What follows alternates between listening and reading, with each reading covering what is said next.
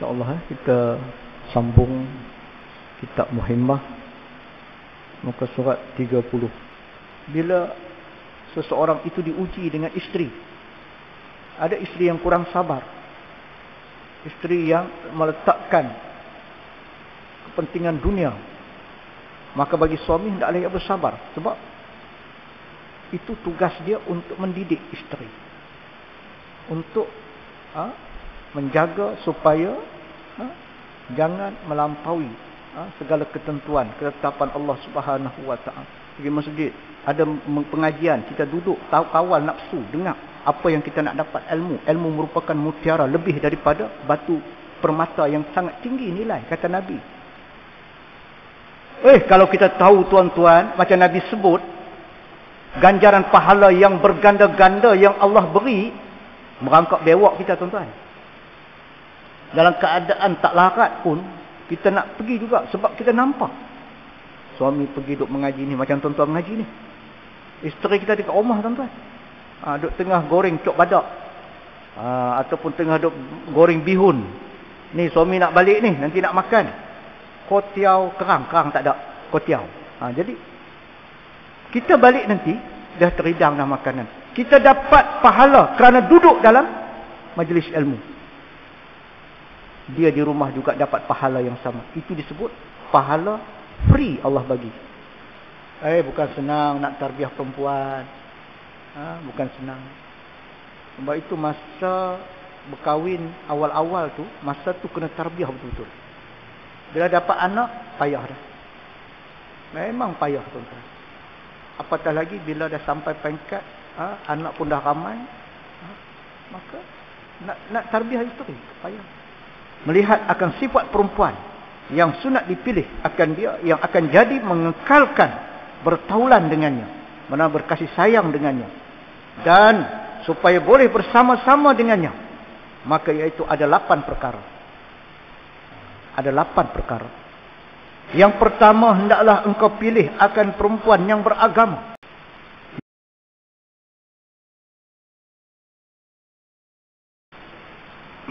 InsyaAllah kita sambung kitab Muhimmah muka surat 30. Ke surat 30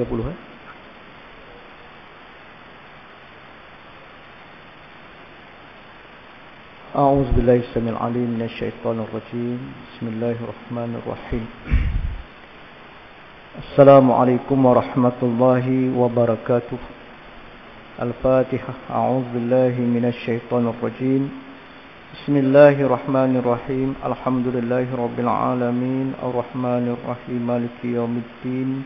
Iyyaka na'budu wa iyyaka nasta'in. Ihdinas siratal mustaqim. Siratal ladzina an'amta 'alaihim ghairil maghdubi 'alaihim waladdallin.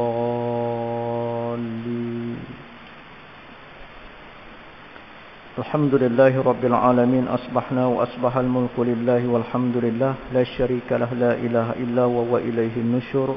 Asbahna ala fitratil islam wa kalimatil ikhlas, wa ala dini nabiyyina Muhammadin sallallahu alaihi wasallam, wa ala millati abina Ibrahim hanifa ma kana minal musyrikin.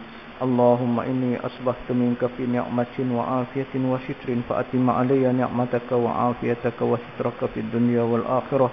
Allahumma inni asbaha bi ni'matin aw bi ahadin min khalqika fa minka wahdaka la syarika lak, falakal hamdu wa lakash syukr. Ya Rabbi lakal hamdu kama yanbaghi jalali wajhika wa azimi sultanik. Amanna billahi rabba wa bil islami dina Muhammadin nabiyya wa rasulah. Asyhadu an la ilaha illallah wa asyhadu anna Muhammadan abduhu wa rasuluh. Allahumma salli wa sallim wa barik ala sayyidina Muhammad wa ala alihi wa sahbihi wa man tabi'ahum bi ihsanin ila yaumiddin. Subhanaka la ilma lana illa ma 'allamtana innaka antal alimul hakim. La haula wala quwwata illa billahil aliyil azim. Amma ba'd. Kasihi Tuan Imam, pengurusi masjid dan aliran kuasa masjid, yang dimuliakan tuan-tuan sidang jamaah sekalian, muslimin dan muslimat, mudah-mudahan kita dirahmati Allah. Mudah-mudahan hidup kita sentiasa diberkati. Mudah-mudahan kita sentiasa beristiqamah di atas segala apa yang telah diletakkan kepada kita insya-Allah dan alhamdulillah. Sama-samalah kita bersyukur kehadrat Allah Subhanahu wa taala pada pagi yang mulia ini, di tempat yang mulia ini kita diberikan kesempatan untuk terus berada di masjid, untuk berada di taman-taman syurga. Walaupun kita tak dapat melihat indahnya taman-taman syurga, tapi hakikat sebenarnya itulah ganjaran Allah yang Allah janjikan kepada mereka yang sanggup meluangkan sedikit masa untuk sama-sama kita berada di bawah lembayung kasih dan rahmat Allah di taman-taman syurga di dunia. Di akhirat nanti insya-Allah kita akan berada di raudhah, yakni taman syurga yang penuh dengan kenikmatan.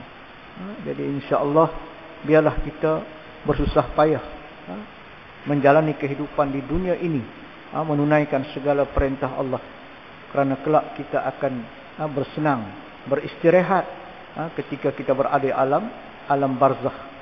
Bahkan kita berpeluh di dunia kerana melakukan kerja-kerja untuk meningkatkan syiar, untuk menolong agama Allah. Nanti di padang mahsyar, tuan-tuan, kita tidak akan berpeluh lagi. Di padang mahsyar nanti tidak ada setitik pun air peluh kita mengalir, kerana air peluh itu telah mengalir ketika kita hidup untuk menolong agama Allah ketika kita berada di dunia.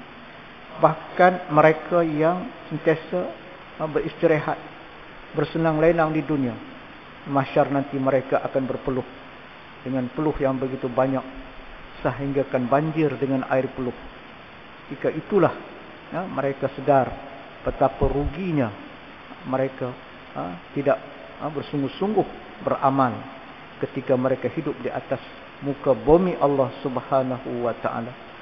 Tuan-tuan muslimin muslimat yang dirahmati Allah, dalam kitab Muhammad muka surat 30 ya akhi wahai saudaraku, telah disempurnakan aku pada ketika jahatnya perangai isteriku, dan adalah aku sabar atas segala cercaan dan kesusahan. Maka memudahkan Allah Subhanahu wa taala bagiku akan harimu yang telah engkau lihat ia, yang menanggung ia akan kayu api itu, sebab sabarku atasnya. Kemudian berkahwin aku akan perempuan yang saleh, dan adalah aku dalam kesenangan dan sentosa. Maka putuslah daripada aku harimu, maka berhajatlah aku, yakni berkehendaklah aku bahawa menanggung di atas belakang tengkukku, kerana kesenanganku serta perempuan yang saleh. Maknanya bila seseorang itu diuji dengan isteri, ada isteri yang kurang sabar, isteri yang meletakkan kepentingan dunia, maka bagi suami hendaklah ia bersabar, sebab itu tugas dia untuk mendidik isteri, untuk menjaga supaya jangan melampaui segala ketentuan ketetapan Allah Subhanahu wa taala. Biasalah perempuan yang mungkin dia suka belecer, suka nak yang itu, nak yang ini dan sebagainya, maka bagi ar-rijal, bagi laki-laki, dia hendaklah sabar. Sebab itu sabar ini merupakan junnah, merupakan perisai. Syaitan pun tak dapat menembusi hati orang yang sabar. Kita mengadu kepada Allah jika berlaku kesulitan, sebab kita tidak ada kekuatan melainkan dengan kekuatan yang Allah beri kepada kita untuk menghadapi cabaran. Jadi jangan kita bimbang, selagi mana kita masih meletakkan Allah sebagai Rabb, maka kita sentiasa ada tempat untuk kita mengadu segala kesusahan kita. InsyaAllah bila kita sabar, kita minta pertolongan dengan Allah, ya ayyuhallazina amanu ista'inu bis-sabri was-salah, dengan sembahyang dan kita bersabar di atas ujian Allah, maka insya-Allah kita dapat didik isteri kita, sekurang-kurangnya mereka menjaga hubungannya dengan Allah, mengasihi akan rumah tangga, suami, anak-anak dan sebagainya. Ini yang baru ni tuan-tuan. Saya tengok satu yang diviralkan seorang isteri yang meninggal ketika melahirkan zuriat anak. Isteri yang taat, yang tidak mengeluh atas kesusahan, sentiasa membahagiakan suami. Tapi takdir Allah Subhanahu Wa Taala ketika melahirkan anak, dia meninggal. Wajahnya tuan-tuan tersenyum. Tengok gambar tu macam dia ni macam tak mati tapi dia dah meninggal tapi tersenyum. Kita bayangkan bagaimana Allah Subhanahu Wa Taala tunjuk kepada kita yang masih hidup, menatap wajah orang yang telah meninggal dunia. Sikit pun kita tak rasa gerun melihat wajah yang tersenyum. Ini merupakan satu pertanda bahawa bagaimana bila Allah Subhanahu Wa Taala beri rahmat, kasih sayang Allah di atas segala pengorbanan yang dilakukan oleh setiap hambanya ketika mana mereka hidup. Baik itu selagi kita hidup tuan-tuan, kita kena korbankan nafsu kita, jangan kita ikut. Kerana nafsu ini akan membawa kita kepada perkara mungkar, perkara maksiat. Kalau kita ikut nafsu, dia akan jadi lesu. Sebab kita tidak akan puas. Bila kekang akan nafsu kita, maka insya-Allah kita akan selamat. Dalam kesusahan, dalam keperitan hidup, dalam keadaan kita menghadapi cabaran dan ujian, kita rasa kemanisan dia. Selalu orang buat istilah kan, kiasan. Macam kita makan kuih limas. Tuan-tuan biasa makan kuih limas kan? Kalau kita ambil yang di atas saja, kita rasa masin. Santan dia tuan-tuan. Tapi bila kita masuk ke dalam, sampai di bawah tu kita akan rasa kemanisan kuih tersebut. Kuih limas tu. Yang balut dengan daun pisang tu. Duk makan duk atas ya. Kita duk mengaji main di atas ya. Kita tak sampai ke dalam. Tu kita tak rasa nikmat. Tidak rasa kelazatan dia. Tak rasa kemanisan dia. Sebab ilmu yang kita belajar tak sampai ke hati. Kita rasa benda ni, aku mengaji dah. Aku tengok kitab ni. Tapi benda tu cuma di luar. Kita ambil di atas. Tak sampai peringkat dalam hati kita. Kita mendalami satu ilmu. Sebagaimana para alim ulama dulu belajar, berguru. Mereka sampai masuk ke dalam jiwa mereka, sebati dengan hati mereka. Akhirnya mereka berubah menjadi orang yang sentiasa istiqamah dan taat kepada perintah Allah, walaupun masa mereka lebih banyak kepada melakukan amal ibadat. Mereka tak pergi berhibur, berseronok. Kita makin tua, makin kita nak berhibur, seronok kan. Bawa jalan-jalan anak-anak, cucu, pergi sana, pergi sini. Sedangkan masjid, kita tidak jadikan tempat untuk kita sentiasa berkunjung, berjamaah di surau, di masjid dan sebagainya. Kita duit banyak tuan-tuan, pencen duit banyak. Sekejap pergi Langkawi, nak pergi luar negara tak boleh. Pasal masih lagi perintah kawalan PKPP, tak boleh nak pergi melawat Indonesia ke, pergi ke Korea ke, tak ada. Ejen pelancongan lumpuh, kapal terbang tersadai, hotel-hotel banyak buang pekerja sebab pelancong tak masuk. Nak masuk je lah tuan-tuan. Masuk nanti kena kuarantin 2 minggu. Duduk, tak boleh keluar. Keluar jadi macam tu lah. Semua gagal kan. Yang balik daripada India tu, habis semua. Terjangkit dengan COVID. Pergi melancong sana, melancong sini. Paling-paling pun tuan-tuan, dekat maghrib tu pergi Taman Tasik. Duduk tengok ikan talapia. Ikan kep. Kita ada pergi sekolah tunas bakti. Tengok duduk. Tak balik lagi lah. Seronok juga tengok ikan ni, tenang hati. Azan duk bunyi tu. Azan maghrib. Ni yang kita rasa dilalaikan dengan keseronokan. Kita rasa boleh tenang fikiran kita bila kita tengok Tasik. Memanglah tenanglah, tapi kena ingatlah waktu-waktu sembahyang kita pergi siapkan diri kita untuk solat. Pergi masjid, ada pengajian, kita duduk kawal nafsu, dengar apa yang kita nak dapat ilmu. Ilmu merupakan mutiara, lebih daripada batu permata yang sangat tinggi nilai, kata Nabi. Kalau kita tahu tuan-tuan, macam Nabi sebut, ganjaran pahala yang berganda-ganda yang Allah beri, merangkak bewak kita tuan-tuan. Dalam keadaan tak larat pun, kita nak pergi juga sebab kita nampak. Hati kita tu yang kata bila kita makan dia sampai ke dalam. Kita rasa. Tapi kalau kita tak ada apa. Penyakit umat yang terdahulu kata Nabi telah meresap kepada umatku di akhir zaman. Lalu sahabat bertanya, ya Rasulullah, apakah penyakit itu? Sahabat tanya Nabi. Maka Nabi SAW menyatakan, sayusibu ummati da'ul ummamu. Faqalu wa ma da'ul ummamu ya Rasulullah. Apakah penyakit itu? Maka kata Nabi, al-asharu, kata Nabi, penyakit seronok.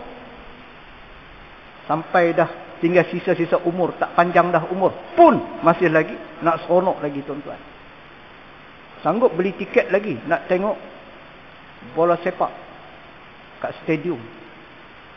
Start sebelum maghrib dah masuk dah tuan-tuan, sampai pukul 12. Punya minat dengan bola sepak ni. Memang minat pun, tapi jangan sampai kita sanggup habiskan masa. Kita dah peringkat umur kilauan mah ni tuan-tuan. Tak apalah, bagi hak muda-muda lah, hak kita tua-tua ni biarlah kita tengok televisyen je lah, kan.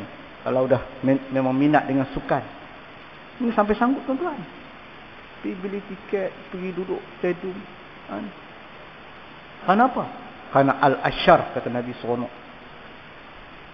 Sebab itu kita harapkan supaya insya-Allah bila Allah uji kita dengan apa juga ujian, termasuk isteri yang mungkin dia tak faham, dia menjadi penghalang, dia jadi penentang, maka kita kena sabar untuk mendidik isteri itu menjadi isteri yang baik, isteri yang taat, berbanding dengan isteri yang soleh dia lain. Dia sentiasa memberi semangat, memberi perangsang kepada kita untuk terus kita meningkatkan ibadat kita. Dia berbahagia bila kita banyak keluar pergi masjid, mengaji, balik, pergi keluar. Maka isteri tadi mendapat pahala sebagaimana suami dia. Sedangkan di rumah dia hanya menguruskan rumah tangga, dia tak keluar pun. Takat dia jaga rumah tangga, beri makan minum anak-anak, suami. Suami pergi duduk mengaji ni, macam tuan-tuan mengaji ni. Isteri kita dekat rumah tuan-tuan, duduk tengah goreng cok badak, ataupun tengah duduk goreng bihun. Ni suami nak balik ni, nanti nak makan kotiau kerang tak ada kotiau. Jadi kita balik nanti dah teridang dah makanan. Kita dapat pahala kerana duduk dalam majlis ilmu. Dia di rumah juga dapat pahala yang sama. Itu disebut pahala free Allah bagi. Isteri pergi mengaji kat belakang tu, pergi mengaji. Suami tengah duduk tidur sedap dekat rumah, semayang. Assalamualaikum warahmatullahi. Naik balik atas katil, rekod balik. Suami duduk mengaji, isteri duduk mengaji. Adakah pahala isteri dapat oleh suami? Tak dapat. Tak dapat tuan-tuan. Dia beza kan. Suami boleh share pahala dengan isteri, isteri tak boleh share pahala dengan suami. Walaupun isteri tu baik, solehah. Suami dia tak dapat. Itulah kelebihan perempuan berbanding dengan laki-laki dalam bab diberikan pahala, mereka dapat pahala percuma. Dengan syarat mereka di rumah tu mereka ada kerja yang mereka terpaksa buat, kan. Kalau duduk saja tak dapatlah, kan. Masak pun tak apa, duduk tengah apa tu main WhatsApp dia kat rumah. Suami duduk masjid mengaji, isteri duduk main WhatsApp kat rumah. Tak buat kerja apa pun. Balik pun suami tengok apa benda pun dia tak masak. Tak dapatlah pahala. Sebab dia bukan isteri yang solehah, kan. Dia syarat dia isteri yang solehah, kan. Sebab itu dia kata kesenangan serta perempuan yang soleh. Kita dapat kesenangan disebabkan perempuan yang soleh. Bukan nafsu sangat tu, sampai tua ni tak ada apa, kita rasa hati seronok, kan. Sebab itu bila ada orang yang isteri dia meninggal, suami jadi tak tentu hala dah. Sebab terbayang-bayang, terkenang-kenang tuan-tuan akan kebaikan isteri. Sampai nak masuk dapur pun tak boleh. Sebulan tak masuk dapur tuan-tuan. Dia kata, ustaz, saya ni tak boleh tengok dapur tuan-tuan. Dia kata, pasal apa? Saya teringat isteri saya. Bila saya balik daripada mengajar, dia ustaz tuan-tuan. Macam saya jugalah mengajar masjid-masjid, surau-surau. Tapi bila isteri mati, isteri tu meninggal, sampai dapur tak boleh tengok. Saya di Indonesia dulu, pergi Indonesia, pergi sekali lah dengan isteri dia, dengan ustaz tadi, kami pergi sama-sama. Macam mana isteri dia layan suami. Dia tengok, baik sungguh isteri dia. Tapi ajal lebih dahulu menjemput isteri tadi, menyebabkan suami jadi tak ketahuan. Tak ketahuan, nampak. Saya kata, dia kata susah. Baru dia nampak kebaikan isteri setelah isteri tak ada dah. Isteri dah meninggal. Masa kita sekarang tak apa nampak lagi. Tapi bila dah kehilangan, baru kita menghargai pengorbanan isteri tadi. Jadi tuan-tuan, sebulan dia tak masuk, tak boleh tengok dapur. Sekarang ni kahwin lain lah, okey lah, hilang lah kan. Ingatan tu dapat isteri baru kan. Orang lelaki ni dia lebih tahan lama, tuan-tuan kan? Maka tak kala selesailah daripada mengetahui akan hukum segala perempuan derhaka akan suaminya, dan telah mengetahui pula akan kebinasaan segala lelaki yang berkahwin, demikian lagi mengetahui pula kelebihan atas sebab-sebab berkahwin. Jangan kita rasa bimbang, aku kahwin ni bolehkah aku didik isteri? Bolehkah aku membentuk satu rumah tangga bahagia, Baitul Muslim? Jangan kita fikir macam tu. Itu iblis syaitan. Sebab perkahwinan itu merupakan suatu benda yang sangat dituntut dalam Islam. Sunnah Nabi SAW. Sebab itu bila sampai masa anak kita nak berkahwin, dan kita sendiri pun melihat dah sampai masa, maka kita kena segerakan. Jangan kita kata dekat anak kita, dulu hang mengaji dulu sampai universiti, abah yang tanggung tu motor kacai tu dulu, jual. Pasal apa? Nak bayar yuran apa semua. Hang kena kerja dulu, tiap-tiap bulan 400 bagi abah, 400. Terus ada menikah lagi. Kita pesan pada anak tadi supaya jangan kahwin sampai 30 baru kita nak lepaskan dia. Jangan, tuan-tuan. Takut nanti nafsu ni susah nak kawal. Mungkin dia boleh buat maksiat dan sebagainya. Jadi bila kita melihat kelebihan orang yang berkahwin, maka kita ingat pahalanya sangat besar daripada orang yang belum berkahwin. Dia beribadat ni pahala tak sama. Kita di masjid ni, orang yang kahwin dengan orang yang tak kahwin pahala tak sama, bujang. Orang yang berkahwin ni pahala lebih sikit. Maka sayugianya engkau amati dan engkau sungguhi akan saudaraku, akan sifat perempuan yang sunat dipilih. Tengok, sebab itu hari ni payah, tuan-tuan, sebab anak ni dia lebih kepada keputusan dia sendiri. Ni semua yang ada ni, maksud saya lah, dia dah ada orang yang dia berkenan kan. Kita ni bila kita nak jadi menantu kita lah, contohlah kan, anak kita nak kahwin, kita tengok menantu kita tengok mak bapak dia, tengok mak bapak dia, baru kita tahu macam mana anak dia. Tapi anak kita, dia tak tengok mak bapak, dia tengok anak tu. Memanglah kan, bila sama-sama suka, dia akan, kita kata macam orang letak bedak dekat muka lah, tuan-tuan kan. Benda tu dia akan sembunyikan segala benda yang tak elok, perangai yang tak elok, dia sembunyi. Jadi dia macam make up kan, make up nampak pada luar je. Sedangkan kita yang hak tua-tua ni, kita tengok mak bapak, mak bapak yang baik, insya-Allah anak dia juga akan baik. Tapi zaman sekarang tak boleh kita nak ni, sebab keputusan kadang-kadang anak-anak sendiri yang buatlah keputusan. Mereka dah bincang sama-sama, mereka dah jadi kita redha sajalah. Kita serah pada Allah Subhanahu Wa Taala. Allah yang menentukan. Kita hanya setakat berdoa, insya-Allah. Mudah-mudahan jodoh dia adalah jodoh yang baik, isteri yang soleh, isteri yang soleh. Kadang dia kata apa? Dia kata biar dia tarbiyah isteri, dia sendiri nak tarbiyah isteri. Dia tak mau isteri tu kadang-kadang lebih baik pada dia, sebab ego orang lelaki kan. Dia nak tarbiyah isteri dia. Bukan senang nak tarbiyah perempuan. Bukan senang. Sebab itu masa berkahwin awal-awal tu, masa tu kena tarbiyah betul-betul. Bila dapat anak, payah dah. Memang payah tuan-tuan. Apatah lagi bila dah sampai peringkat anak pun dah ramai, maka nak tarbiyah isteri payah. Dia duduk seorang je. Isteri tak mau balik, duduk bersama tak mau. Isteri duduk kat belah Selangor tu. Dialah rumah besar, lot tepi. Dialah nanti isi rumput, masak. Kalau pergi tengok rumah tu simple, dekat dapur tu adalah beberapa pinggan. Dia kata, isteri tak ada, dia tak mau. Dia nak duduk anak-anak, dia ada rumah dah. Isteri pun ada jawatan juga, duduk di Selangor, tak mau balik langsung. Dia kata dia seronok sebab lepas pencen dia kata, banyak tempat-tempat dia nak mengaji. Banyak kuliah-kuliah ilmu.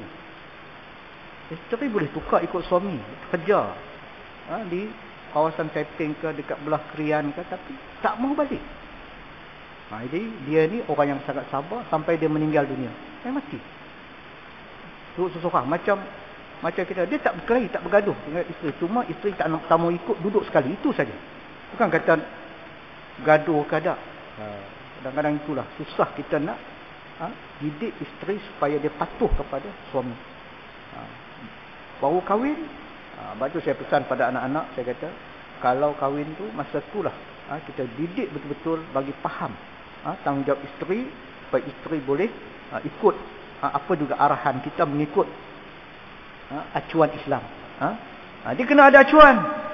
Jangan kita ikut kepala kita sehingga kita tak ambil apa yang Allah sebut dalam Quran, dalam hadis. Acuan dia ialah Al-Quran. Kita kena didik mereka dengan Islam. Sebab itu disebut dalam peringatan ini supaya kita sentiasa amati, melihat akan sifat perempuan yang sunat dipilih akan dia, yang akan jadi mengekalkan bertaulan dengannya, mana berkasih sayang dengannya, dan supaya boleh bersama-sama dengannya. Maka iaitu ada 8 perkara. Ada 8 perkara. Yang pertama, hendaklah engkau pilih akan perempuan yang beragama. Itu syarat yang pertama sekali.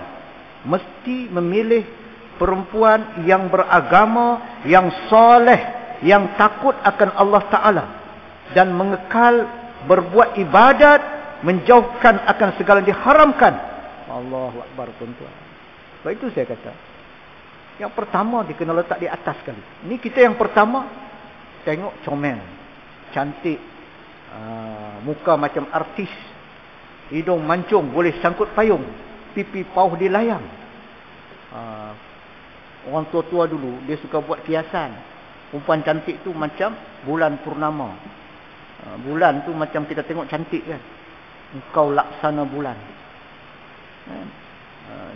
Bibirnya seperti delima merkah. Tu dia, lehernya jinjang. Alis mata macam taji ayam serama. Oh, cantik. Sekarang ni orang cabut bulu kening, tuan-tuan. Haram. Hak tu perempuan yang dia tak tahu hukum. Mengubah akan kejadian Allah, cabut bulu kening. Kemudian dia buat pula bentuk lain. Buat pembedahan plastik. Sebab itu tuan-tuan tengok orang Korea ni dengan kulit cantik, dengan muka, dia pembedahan plastik. Satu pusat, kita kata, pembedahan yang terkenal lah seluruh dunia, tuan-tuan. Nak bagi cantik muka, boleh bentuk daripada muka macam muka bentuk 4 segi, boleh tukar jadi bujur sirih dengan hanya buat pembedahan plastik. Hidung kemek boleh bagi mancung. Kembang macam penumbuk sambai boleh jadi halus, tuan-tuan. Mereka ubah apa yang telah Allah ciptakan. Ni. Jadi kita kahwin dengan isteri, kita terpaksa berbelanja besar nak beli alat solek dia. Sanggup tak, tuan-tuan? Kalau kita letak kecantikan itu nomor wahid, nomor 1 ialah perempuan yang cantik. Memang kita berbangga dapat isteri yang cantik, boleh tayang dekat orang. Ui, cantik isteri hang, kembang punggung kita. Rasa seronok. Sebab, tapi adakah itu cuma retorik?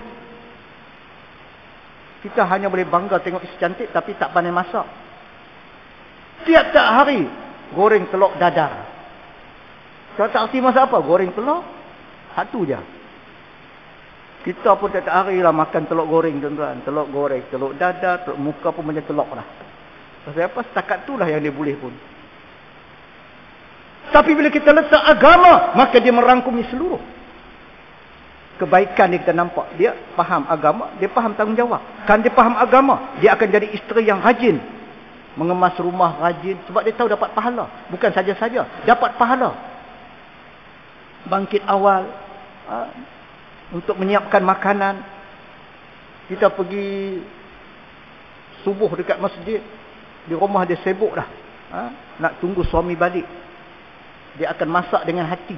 Dengan hati tuan-tuan. Bukan dia masak terpaksa tak. Yang terpaksa ni yang pok-pek, mulut duk marah.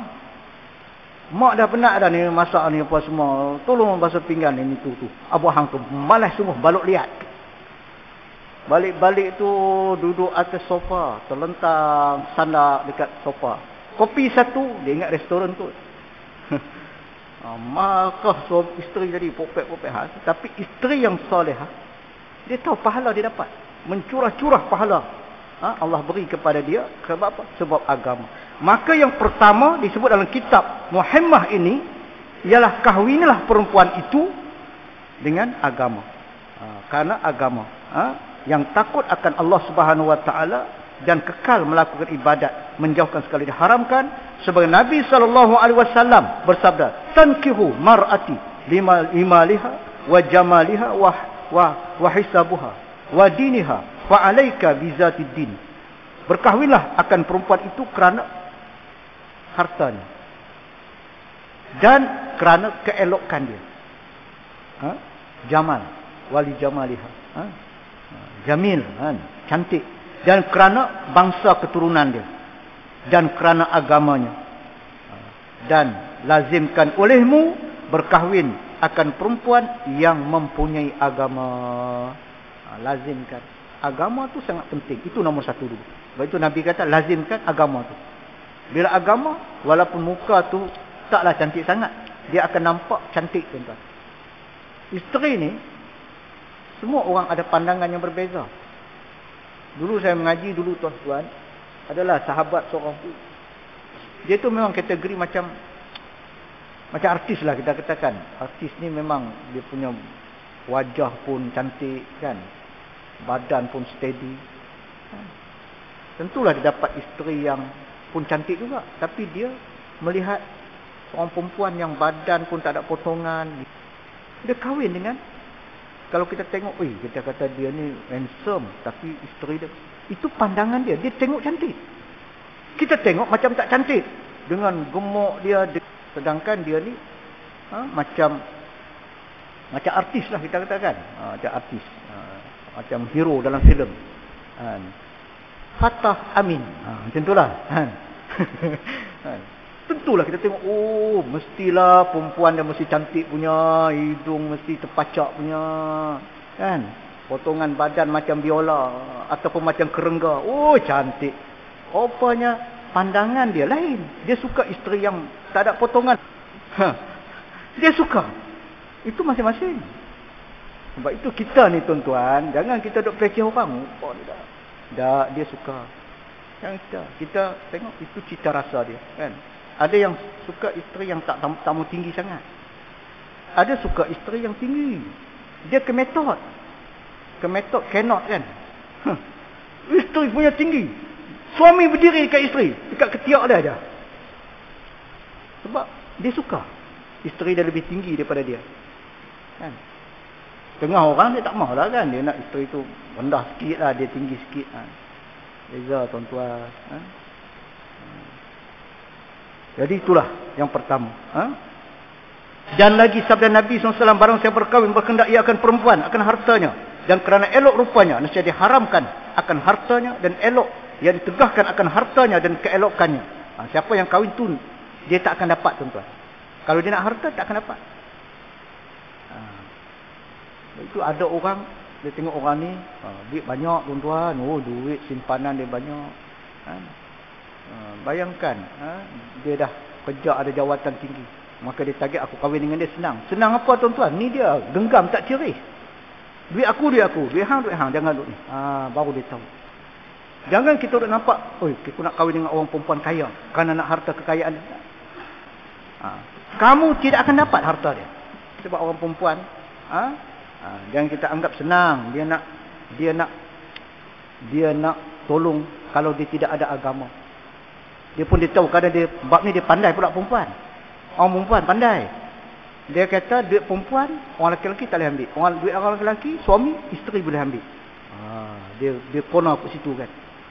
Tapi kalau isteri yang soleh dia share. Dia tengok suami dia macam kemurungan. Makan tak apa nak lalu, dia pun faham. Dia kata apa masalah ni? Nampak macam cicak makan kapok ya, dia kata. Kan? Macam sedih ya. Tak ada duit ke? Isteri tanya suami, tak ada duit ke ni? Sungguh tak ada duit.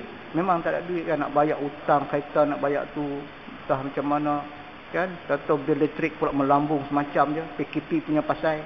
Biasa bayar 250, 300 kan. Anak cucu balik pasang aircon pada pagi sampai ke malam, tiba-tiba 1000 lebih. Mana tak ayam berak kapuk tuan-tuan. Isteri kata tak apa nah. Ambil duit ni 500. Dia bagi. Maknanya itu isteri yang sentiasa bantu suami, menghilangkan rasa duka cita suami. Kita balik kaki terpecok tuan-tuan. Kan? Dekat tangga masjid. Sampai rumah aja jalan duk sengit itu, isteri dah perasan suami aku ni mungkin jatuh ke apa semua. Segera dia pergi tengok kaki. Oh, kaki ni orang ni tak betul dah. Pergi cari minyak jerangau merah sapu. Nak bagi elok balik. Kena isteri tak soleh. Mata buta. Batu pun tak nampak. Tua-tua tu tengoklah sikit mata. Ni apa? Oh, kita adalah sakit. Dia cakap pula macam-macam. Kan orang tua semangat nak pergi masjid. Naik motor tuan-tuan, mata rabun. Jalan tu dia kono sikit hutan semak. Piu langgak masuk dalam hutan selaput tuan-tuan. Balik kena marah dengan isteri pula. Dahlah sakit kena marah pula. Yang pergi masjid ni pasal apa? Dia mata tu dok rabun. Tu yang jatuh tu. Tu nasib baik tak mampus dia tak. Mampus. Cakap tu kita pun rasa ya Allah, isteri patutnya bagilah semangat. Kita pergi masjid, tua-tua ni pahala banyak dapat. Bukan senang kan. Saya pergi mengajak dekat pondok Darussalihah hari Jumaat pagi subuh. Kan? Orang biasalah bila kita pergi tu, ustaz, sihat ustaz no. Biasalah orang Melayu kita kan. Sebagai bagi kita ucapan beradab kan. Saya kata alhamdulillah saya sihat. Cuma setakat ni tak apa nak cegah macam dululah. Orang tua dah kan. Hish, dia kata, "Mana tua? Ustaz muda lagi." Saya kata, "Saya tua dah. Saya kilauan mas." Oh, dia kata, "Saya lagi dah ustaz." Dia kata, tu dia jalan macam ni. Jalan steady je. Saya kata tengok, ingat dalam 70 lah. Ustaz tahu umur saya berapa dia? Saya kata tak tahu. Umur saya 92 tahun. Hui, saya kata. 92 tahun. Kira gagah lagi lah kan. Macam bekas Perdana Menteri Datuk Seri Dr. Mahathir Mohamad. 90 apa? Boleh lagi tuan-tuan. Kuat lagi tu. Dia makan ubat ke tak tahulah. 90 tahun lebih. Jalan tu dia, steady. Kita kalau dah masuk 80 tuan-tuan, tak ada dah. Terkangkang dah kita kat rumah. Orang pakat ziarah dah kita. Pak Mak tak boleh bangkit ke? Tak boleh dah. Sakit urat. Duduk dekat dia, bau minyak macam-macam. Pasal apa? Dah sampai peringkat dah kulit kita pun dah kecut. Ni dia punya apa tu? Dia punya saraf kita pun dah tak berfungsi dengan baik. Sekarang pun tengok. Kalau kata cerah kuliah 2 jam lah rasa pakat ni dah pakat balik dah sebab tak larat, sakit pinggang. Wallahu a'lam tuan-tuan, kita berhenti setakat ni insya-Allah. Kau boleh lama-lama tuan-tuan. Kita peringkat orang tua ni duduk dia sakit pinggang. Nanti nak berdiri nanti bunyilah. Aduh, ni lutut ni tuan-tuan. Jadi insya-Allah doalah isteri kita dekat rumah tu yang tak datang tu, insya-Allah mudah-mudahan jadi isteri yang soleh. Jangan putus doa. Yang datang alhamdulillah, di rumah tak ada siapa, datang mengaji, alhamdulillah tuan-tuan. Yang isteri kita yang di rumah tu, insya-Allah kita doalah jadi isteri yang solehah. Aqulu qawli hadza astaghfirullah li wa lakum wa lisairil muslimin wal muslimat wal mu'minat al-ahya minhum wal amwat bi rahmatika ya arhamar rahimin. A'udzu billahi minasyaitonir rajim. Bismillahirrahmanirrahim. Alhamdulillahirabbil alamin wassalatu wassalamu ala asyrafil anbiya'i wal mursalin wa ala alihi wa sahbihi ajma'in. Allahumma arina haqqan haqqan warzuqna ittiba'ah wa arina batila batilan warzuqna ijtinabah. Subhanaka la 'ilma lana illa ma 'allamtana innaka antal alimul hakim. La haula wala quwwata illa billahil 'aliyyil 'azim. Walhamdulillahirabbil alamin.